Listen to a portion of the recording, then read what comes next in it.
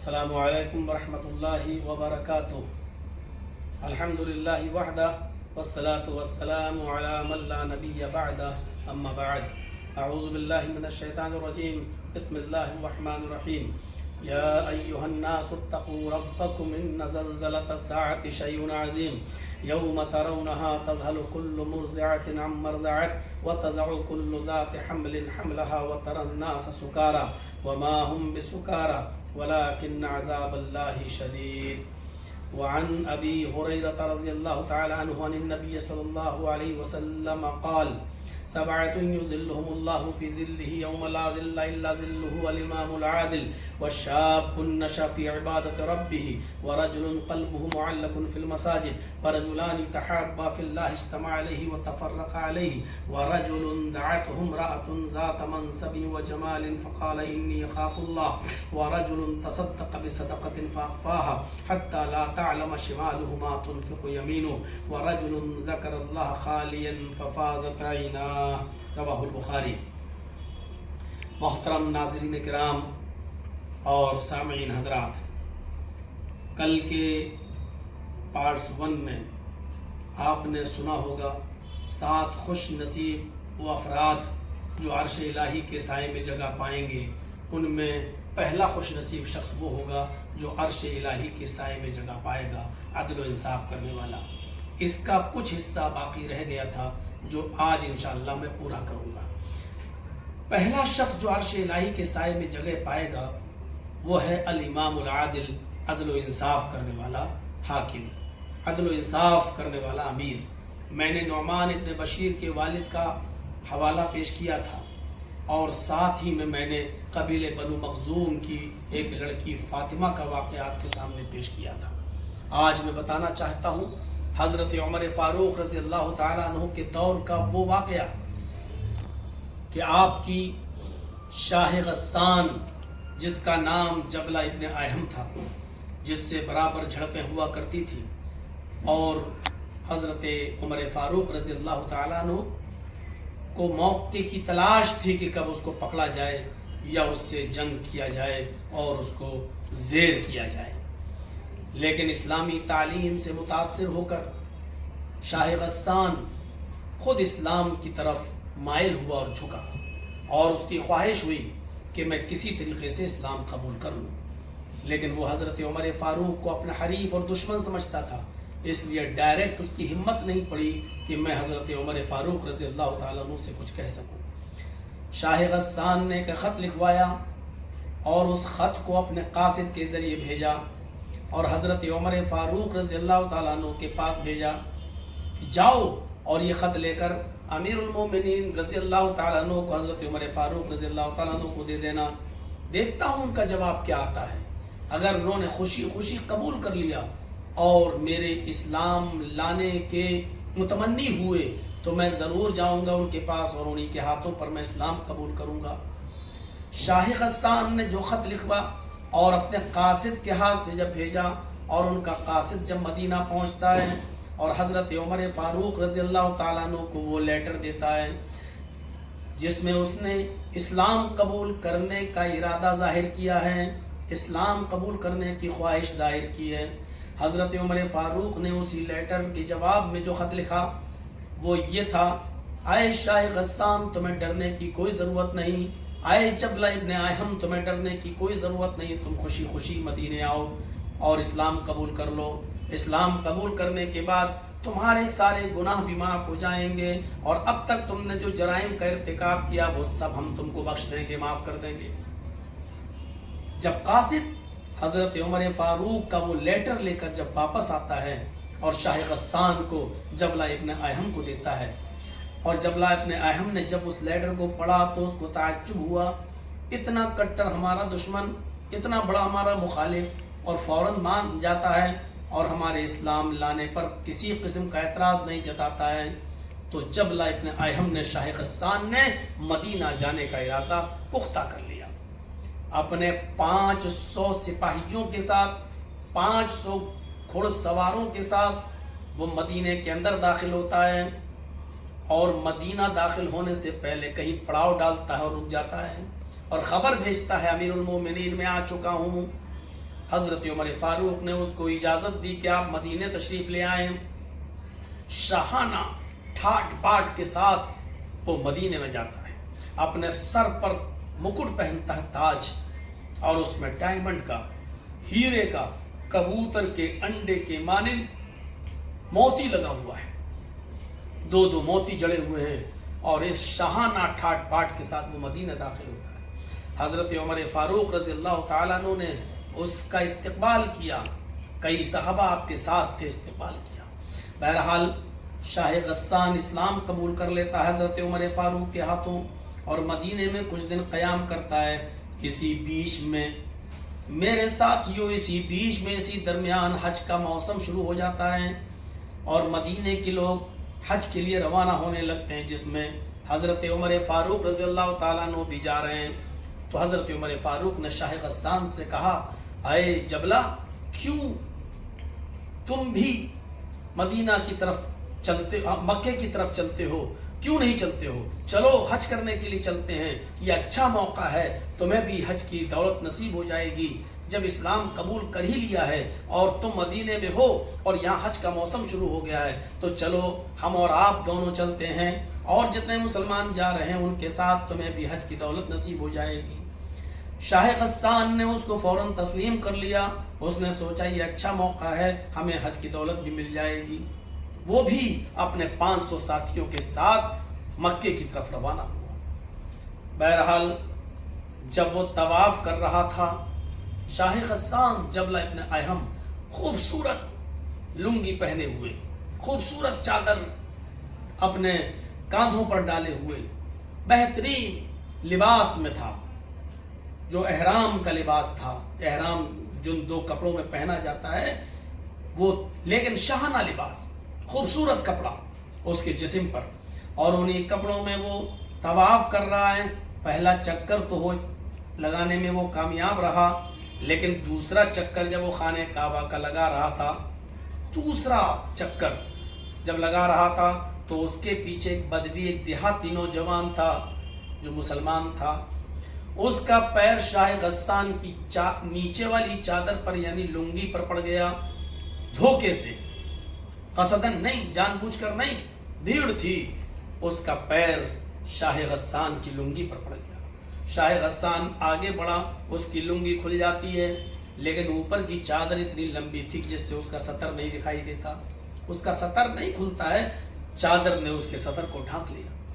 اس بدوی نے، اس نوجوان نے وہ چادر اس کی اٹھائی لنگی، اور شاہ غسان کو دیتے ہوئے فرمایا، صاحب دھوکے سے میرا پیر تمہاری چادر پر لنگی پر پڑ گیا، معاف کریے گا۔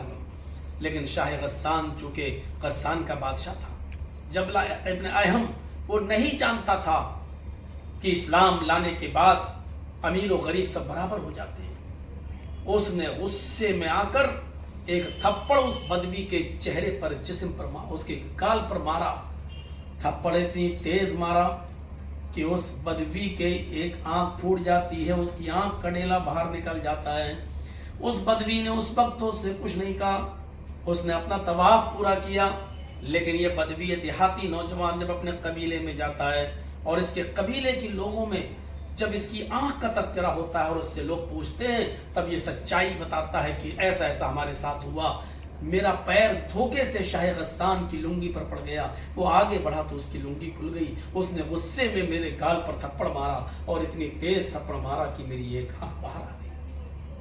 قبیلے کے لوگوں کو غصہ آیا، انہوں نے حضرت عمر فاروق کی عدالت میں مقدمہ دائر کیا، امیر المومنین کے پاس آئے اور کہا کہ ہم انتقام لیں گے، ہمارے قبیلے کے ایک آدمی، ایک دیہاتی، ایک نوجوان کو تھپڑ مارا اور اتنی زور سے مارا کہ اس کی آنکھ نکل گئی۔ حضرت عمر فاروق رضی اللہ تعالیٰ عنہ نے شاہ غسان کو طلب کیا۔ جب شاہ غسان حاضر ہوتا ہے تو اس سے پوری بات ہوتی ہے۔ شاہ غسان نے کہا کہ ہاں، اس نے میری چادر کو اپنے پیر سے دبا دیا، میں آگے بڑھا، میری لنگی کھل گئی، میں نے پیچھے پلٹ کر اس کو ایک تھپڑ مار دیا، یہ سچ ہے کہ تھپڑ زور سے لگ گیا اور اس کی آنکھ پھوٹ گئی۔ حضرت عمر فاروق رضی اللہ تعالیٰ عنہ نے فرمایا، ایک معمولی سی اور ایک چھوٹی سی غلطی کی اتنی بڑی سزا کہ اس کی آنکھ پھوٹ گئی، لہٰذا تمہیں نیائے اور عدل سے کام، تمہارے ساتھ عدل ہوگا، انصاف کیا جائے گا۔ جبلہ ابن اہم نے کہا، کہ آپ کو ایک غریب آدمی کی اتنی فکر ہو رہی ہے؟ ایک غریب آدمی کی، ارے اس کی آنکھ پھوٹ گئی تو کیا ہوا؟ حضرت عمر فاروق رضی اللہ تعالیٰ عنہ نے فرمایا، اے شاہ غسان، آئے جبلہ، اسلام قبول کرنے کے بعد امیری و غریبی کا فرق مٹ جاتا ہے، اسلام قبول کرنے کے بعد سب برابر ہو جاتے ہیں، لہٰذا تمہارے لیے عدل و انصاف کی ایک ہی شکل ہے کہ تم اس بدوی سے، اس دیہاتی سے معافی مانگو، تمہارے بچنے کا ایک ہی راستہ ہے، اس سے معافی مانگو۔ شاہ غسان نے کہا کہ میں بادشاہ ہو کر معافی مانگوں اس سے؟ کہا کہ اگر معافی نہیں مانگتے ہو تو اس سے لے دے کر کچھ معاملہ حل کر لو، جتنے میں یہ تیار ہو جائے، کچھ پیشکش رکھو اس کے سامنے، اس کی آنکھ پھوٹی ہے، کچھ مال کا لین دین کر کے اس سے اس معاملے کو حل کرو۔ شاہ غسان نے کہا، امیر المومنین، میں غسان کا بادشاہ رہ چکا ہوں، میرا باپ شاہ غسان بادشاہ رہ چکا ہے، میرا دادا بھی غسان کا بادشاہ رہ چکا ہے، بادشاہت ہمارے خاندان سے چلی آ رہی ہے اور ہمارے خاندان کی وراثت ہے، اور ایک غریب آدمی کے لیے آپ مجھ پر اتنا پریشر بنائیں گے کہ میں لے دے کر اس سے معاملہ حل کروں یا معافی مانگوں؟ نہ میں معافی مانگوں گا، نہ میں لے دے کے معاملہ حل کروں گا۔ تب حضرت عمر فاروق رضی اللہ تعالیٰ عنہ نے فرمایا، تو پھر تم انتقام کے لیے تیار رہو، پھر انصاف کا تقاضا یہ کہ آنکھ کے بدلے میں آنکھ، اس کی آنکھ تم نے پھوڑی، تمہاری آنکھ بھی پھوڑی جائے گی۔ اس نے کہا، امیر المومنین، ایک غریب آدمی کی آنکھ، ایک امیر آدمی کی اور ایک شاہ غسان کے بادشاہ کی آنکھ برابر ہو سکتی ہے؟ حضرت عمر فاروق رضی اللہ تعالیٰ عنہ نے فرمایا کہ ہاں، اسلام لانے کے بعد امیر و غریب، حاکم و محکوم سب برابر ہیں، اسلام لانے کے بعد پھر چھوٹا اور بڑا نہیں رہ جاتا ہے، تم تیار ہو۔ شاہ غسان نے کہا کہ امیر المومنین، پھر تو اس سے بہتر ہے کہ میں اسلام مذہب کو ترک کر دوں، جہاں امیروں کی اور بادشاہوں کی کا بھی خیال نہ رکھا جائے، ان کی عزت اور توقیر کو برقرار نہ رکھا جائے، تو پھر ایسے اسلام کو ہم قبول کر کے کیا کریں گے؟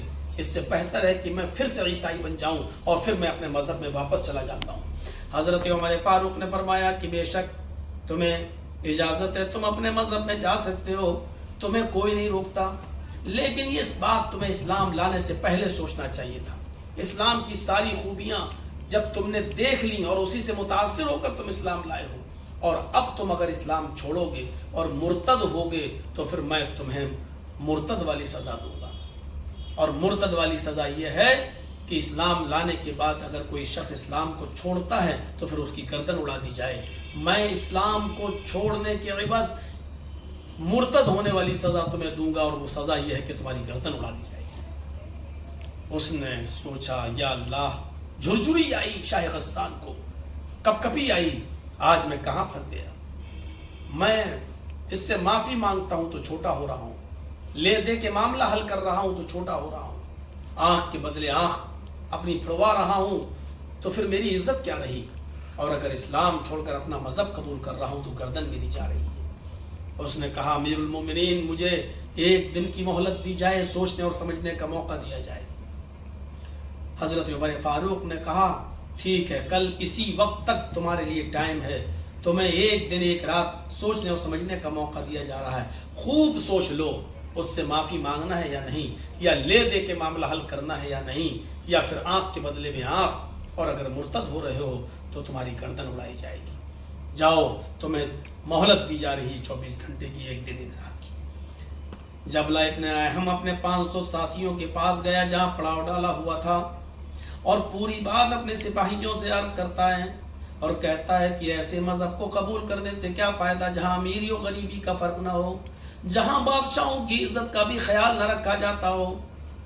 اس نے رات کا انتظار کیا اور رات کے اندھیرے کا فائدہ اٹھا کر وہاں سے فرار ہو گیا، اور پھر اپنے وطن میں، اپنے ملک میں آ گیا، اور پھر اس نے مجوسیت قبول کر لی یا عیسائی بن گیا۔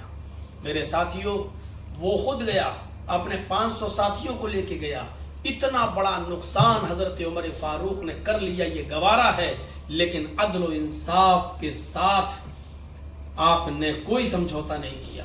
ایک بدوی کو انصاف دلانے کے پر آپ مصر رہے اور قائم رہے، اور یہی کہتے رہے کہ آنکھ کے بدلے آنکھ یا معافی تلافی کر لی جائے۔ یہ عدل و انصاف کرنے والے امیر تھے، امیر المومنین تھے، اور ایسا ہی شخص جو عدل و انصاف سے کام لیتا ہوگا عرش الہی کے سائے میں ہوگا۔ میرے پیارے ساتھیوں، محمد رسول اللہ صلی اللہ علیہ وسلم کا معاملہ بھی دیکھیے۔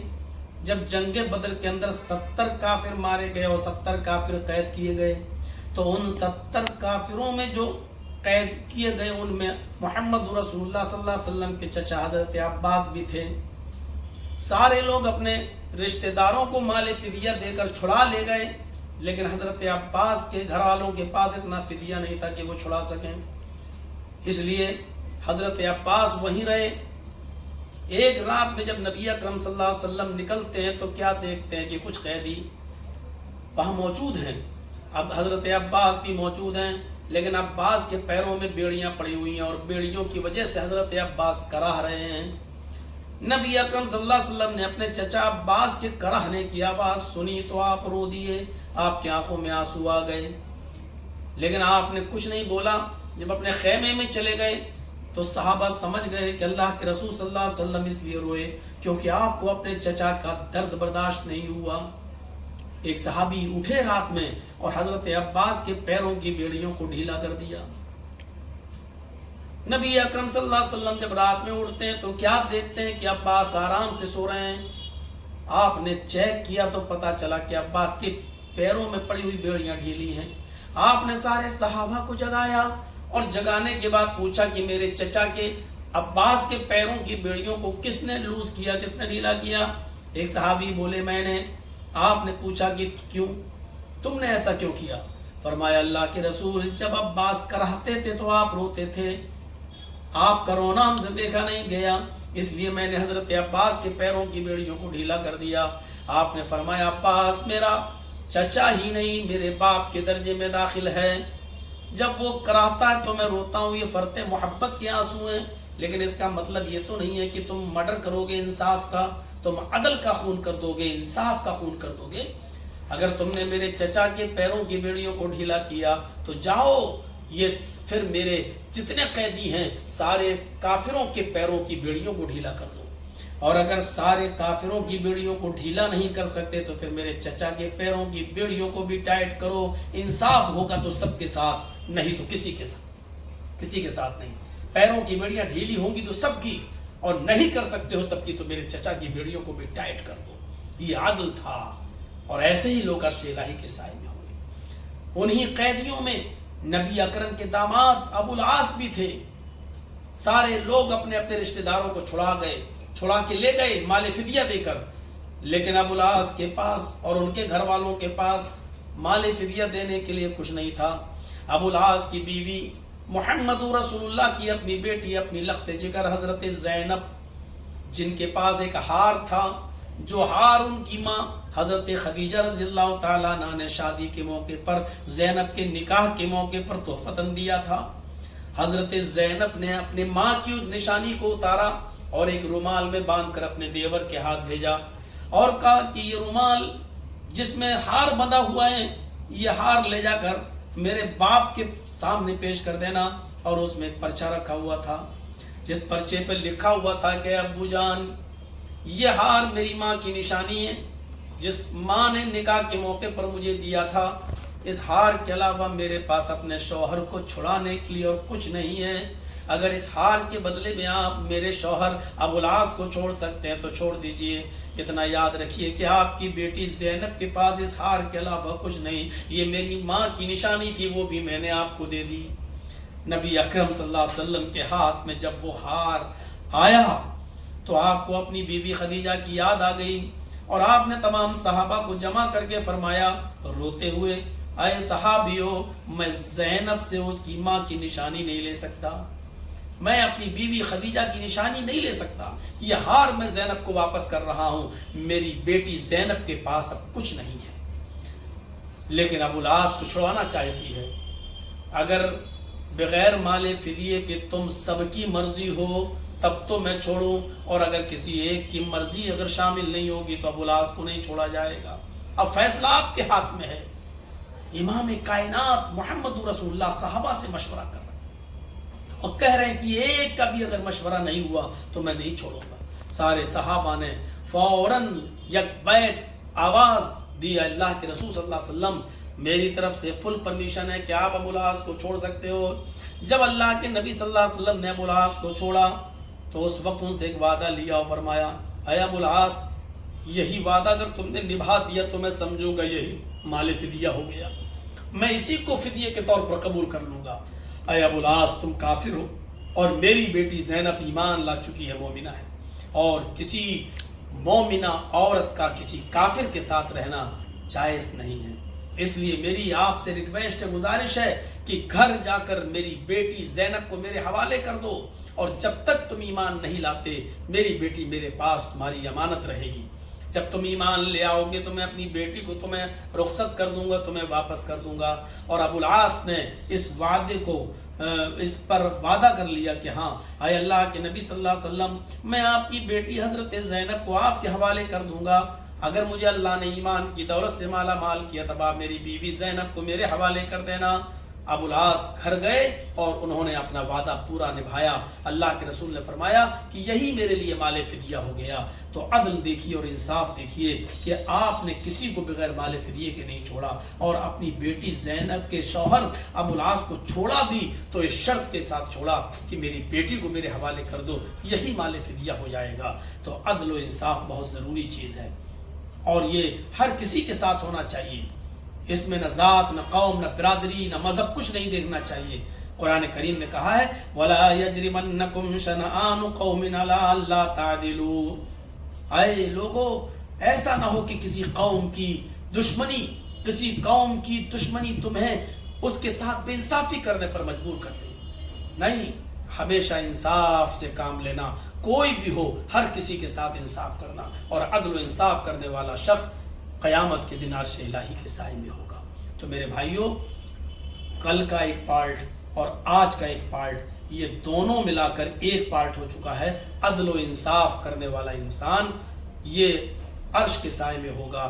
کل کے خطاب میں انشاءاللہ دوسرا پارٹ شروع ہوگا، وہ نوجوان جو اللہ کے اپنے رب کی عبادت میں لگا ہوا ہے وہ عرش کے سائے میں ہوگا۔ انشاءاللہ پارٹ 2 کے اندر آپ اس چیز کو دیکھیں گے، مجھے امید ہے۔ اللہ تعالیٰ سے دعا کرتا ہوں کہ اللہ تبارک و تعالیٰ ہمیں عدل و انصاف سے کام لینے کی توفیق عطا فرمائے، ہمارے رگ و ریشے میں ہر کس و ناقص کے ساتھ عدل اور انصاف کرنے کی توفیق میں عطا فرمائے، جب تک زندہ رکھے اسلام پر رکھ، اور جب ہمارا خاتمہ ہو تو ایمان پر خاتمہ فرمانا۔ وما علینا الا البلاغ المبین، وآخر دعوانا ان الحمد للہ رب العالمین۔ السلام علیکم ورحمۃ اللہ وبرکاتہ۔